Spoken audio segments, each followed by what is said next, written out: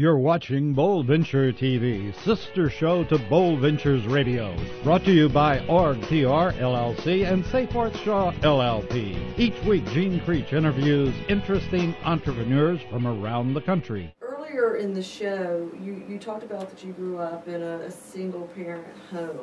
You know, how did your childhood experiences really inform, the career that you have led? Well, it's interesting. I really grew up in a household of entrepreneurs.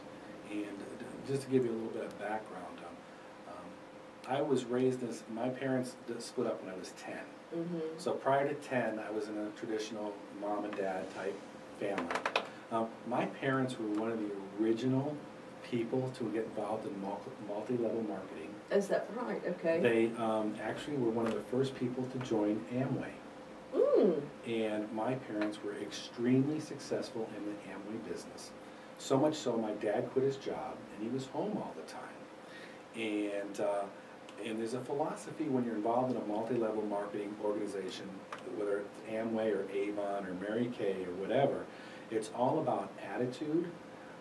It's all about building your business, self-reliance, being a jack of all trades, and always be selling, always be closing. And the entrepreneurial lifestyle is really one that I think most people find appealing because you don't have a boss screaming at you. You set your own income level. You're responsible for what you produce. Right. And that's the philosophy I grew up in. What was interesting was my parents had built that business so successful that by the time they got divorced in 1970, my dad signed over the business to my mother. And as a single mother, she was able to stay home with us and raise the kids, and basically she had a home business. Mm-hmm. So I grew up in this home multi-level marketing business environment. And it's all about attitude and positive attitude, and I think I can, and set goals and achieve. Mm-hmm.